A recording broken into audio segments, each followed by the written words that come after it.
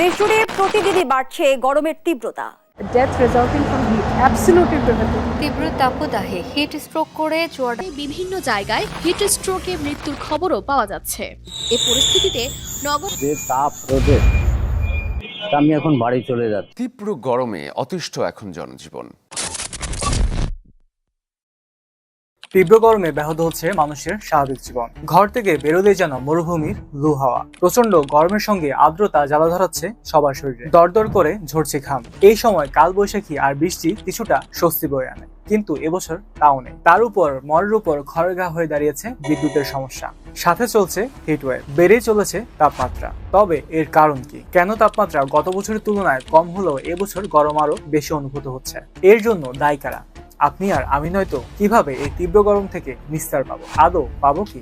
আর সরকারেরও বা কি কি করণীয় রয়েছে? এই সবই জানবো আমরা আজকের ভিডিও। আমি রিয়াদ, আপনারা দেখছেন টেকি অক্টোপাস। চলুন তাহলে শুরু করা যাক।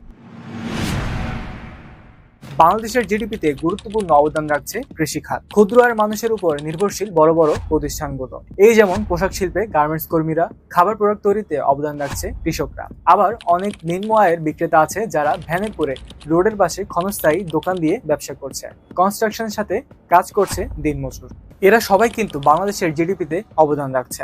এদের কাজের সময় শুরু হয় সকাল থেকে, আর তারা সারাদিন ধরেই কাজ করে। কিন্তু এই তীব্র গরমে অল্প কাজ করেই তারা হাঁপিয়ে পড়ছে, ডিহাইড্রেশনে ভুগছে, আর তাদের কাজের ক্ষমতাও কমে যাচ্ছে।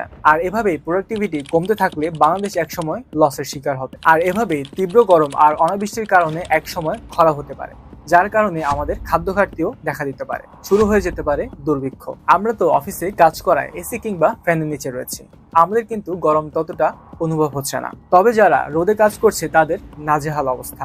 গত 23শে এপ্রিল মঙ্গলবার এক কৃষক মাঠে কাজ করার সময় হিট স্ট্রোকে মারা যান। শুধু তিনি নন, বাংলাদেশে আরো 4 জায়গায় এমন হিট স্ট্রোকে মারা যান বিভিন্ন মানুষ।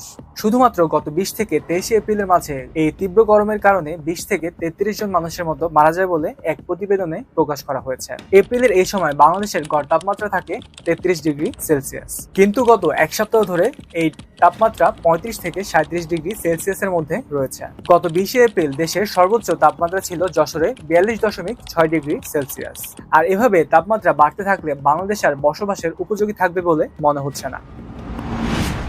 হিটওয়েভের কারণে যেহেতু এত মানুষ মারা যাচ্ছে, আগে আমরা জেনে আসি হিটওয়েভ জিনিসটা কি। আপনি কি কখনো এমন রুমে ছিলেন যেখানে আলো বাতাস কিছু নেই, পুরো বদ্ধ রুম? কি হয় তখন? আপনি গরমে ঘামতে শুরু করেন, তাই না? হিটওয়েভও এমন একটি অবস্থা। তাপমাত্রা বেড়ে গিয়ে বায়ুমণ্ডলে এমন আবরণ তৈরি করে যার ফলে সূর্যের আলো পৃথিবীর ভিতরে ঢুকলেও আর বাইরে যেতে পারে না। ফলে আবহাওয়া গরম হতে থাকে এবং যে বাতাস প্রবাহিত হয় তা থাকে উত্তপ্ত। এটাকে অনেকটা প্রেসার কুকারের সাথে তুলনা করা যেতে পারে। একটি এরিয়ায় কিন্তু নির্দিষ্ট তাপমাত্রা থাকে। যদি এই তাপমাত্রা বেড়ে গিয়ে কয়েকদিন পর্যন্ত সেই অবস্থায় থাকে, তখন তাকে বলা হয় হিটওয়েভ। বাংলাদেশের গড় তাপমাত্রা 33 ডিগ্রি সেলসিয়াস, যা বেড়ে গিয়ে 42 ডিগ্রি সেলসিয়াসে হয়েছে। আমরা দেখতে পাচ্ছি ইতিমধ্যে হিট ওয়েভের কারণে রোদে গিয়ে অনেক মানুষের কিন্তু মৃত্যু হচ্ছে। হিট ওয়েভকে আমরা যতটা হালকাভাবে নিচ্ছি, ব্যাপারটা কিন্তু ততটা স্বাভাবিক নয়। তাই তো সরকার জরুরি ভিত্তিতে স্কুল, কলেজ ও বিশ্ববিদ্যালয়গুলোকে 1 সপ্তাহের জন্য ছুটি দিয়ে দিয়েছে। পরিস্থিতি স্বাভাবিক না হলে এই ছুটির পরিমাণ আরো বাড়তে পারে। একটু মনে করে দেখুন তো, গত কয়েক বছর আগেও তো গ্রীষ্মকাল আসার আগেই কালবৈশাখী ঝড় হতো। গরম আবহাওয়া থাকলেও গ্রীষ্মের মাঝামাঝি গিয়ে তা দেখা দিত। তবে প্রচুর গরমের মাঝেও মাঝে মাঝে বৃষ্টি কিছুটা আমাদেরকে প্রশান্তি দিত। কিন্তু গত কয়েক বছরের চিত্র সম্পূর্ণ আলাদা। আগে এপ্রিল মাসে গরম পড়লেও এখন মার্চের শেষ দিক থেকে কিন্তু গরম অনুভব হচ্ছে, আর তাপমাত্রা তো সেই সহ্য ক্ষমতার বাইরেই থাকে। গুরুজনেরা যেমনটা বলে থাকে, যাহা করিবে তাহা ভোগিবে, অর্থাৎ কর্মফল। হ্যাঁ, আমরা এখন আমাদের কর্মফলই ভোগ করছি। ভাবছেন কোন কর্মফল? এই যে অহরহ গাছ কাটা হচ্ছে, অতিরিক্ত কলকারখানা বানানো হচ্ছে, যার ফলে কার্বন ডাই অক্সাইড বেড়ে গিয়ে দেশের তাপমাত্রাও বেড়ে যাচ্ছে। আবার আমাদের দেশের জনসংখ্যার প্রায় 48% মানুষ টিনের ঘরে বসবাস করে, যার ফলে তাপমাত্রাও কিন্তু বেড়ে যাচ্ছে। সরকারও কিন্তু এই কাজের জন্য কিছুটা দায়ী। হিট অফিসার রাখা হয়েছে ঠিকই, কিন্তু তার ফলে আমাদের আবহাওয়ার কোনো পরিবর্তন দেখা যাচ্ছে। সরকারেরও এই বিষয়ে বিশেষ কোনো পদক্ষেপ নিতে দেখা যাচ্ছে না। সরকারের একটি স্লোগান ছিল, গাছ লাগান, পরিবেশ বাঁচান। শুধুমাত্র স্লোগানেই কিন্তু শেষ। বর্তমানে এই স্লোগানটি কার্যকর হচ্ছে না। বলা হয়েছিল একটি গাছ কাটলে তার পরিবর্তে যাতে 3টি গাছ লাগানো হয়। তবে 3টি গাছ তো দূরের কথা, যে যেভাবে পারছে নিজের স্বার্থে গাছ কেটে চলেছে। আর এই ধারা যদি চলতে থাকে, তাহলে হিটওয়েভ কিন্তু বাংলাদেশের ন্যাশনাল অ্যালার্ম হয়ে দাঁড়াবে। প্রবলেম তো আমরা সবাই জানি, এবার তাহলে আমরা কিছুটা সমাধান নিয়ে কথা বলি। সবার আগে আমাদেরকে পশ্চিমাদের ফলো করার ট্রেন্ডকে ছাড়তে হবে।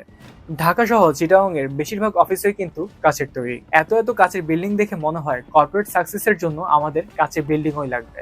তবে এই কাচের সাথে সূর্যের আলো রিফ্লেক্ট করে তাপমাত্রা বাড়িয়ে দেয়। পশ্চিমা দেশগুলোতে তাপমাত্রা কম হওয়ার কারণে এই ধরনের কোনো সমস্যা হয় না। এবার আসি আমাদের কিছু নিজস্ব সমাধানে। আমরা গিনেস ওয়ার্ল্ড রেকর্ডে নাম তোলার জন্য মিঠামাইন হাওর এলাকায় 14 কিলোমিটার লম্বা আলপনা তৈরি করেছি, যাতে আমাদের আদৌ কোনো উপকার বয়ে আনবে কিনা জানা নেই। এদিকে আমাদের প্রতিবেশী দেশ ভারত একদিনে 5 কোটি গাছ লাগিয়ে রেকর্ড করেছিল। এরপরে ভারতকে হারিয়ে একদিনে 20 কোটিরও বেশি গাছ লাগিয়ে রেকর্ড করেছিল ইথিওপিয়া। আমরাও কি পারি না এভাবে গাছ লাগিয়ে রেকর্ড তৈরি করতে? সামনে আসছে বর্ষাকাল। বাংলাদেশের বর্তমান জনসংখ্যা প্রায় 17 কোটি। একজন যদি 5টি করে গাছ রোপণ করে তাহলে 17 কোটি না হয়ে 10 কোটি মানুষও যদি একসাথে গাছ লাগায় তাহলে মোট সংখ্যা হবে 50 কোটি, যা গিনেস বুকে রেকর্ড তৈরি করতে এনাফ। তবে আমাদেরকে মনে রাখতে হবে, গাছ শুধু রোপণ করলেই হবে না, এগুলোকে চর্চাও করতে হবে। আমার, আপনার এবং সরকার সবারই উচিত এই পদক্ষেপগুলোতে এগিয়ে আসা। আর সরকারের উচিত একটি গাছ কাটলে 3টি গাছ লাগাতে হবে। এই স্লোগানকে স্লোগান হিসেবেই না রেখে কঠোর নিয়ম হিসেবে চালু করা, আর তার সাথে কিছু আইনও চালু করা। আর এছাড়াও যদি আপনাদের কাছে কোনো সমাধান থাকে সেগুলো জানাতে পারেন আমাদের কমেন্ট বক্সে। আর ভিডিওটি শেয়ার করে সবাইকে আমরা জানিয়ে দিতে পারি কিভাবে আমরা গরম থেকে বাঁচতে পারি এবং আমাদের এই গরমে করণীয় কি। ধন্যবাদ সবাইকে। আসসালামু আলাইকুম।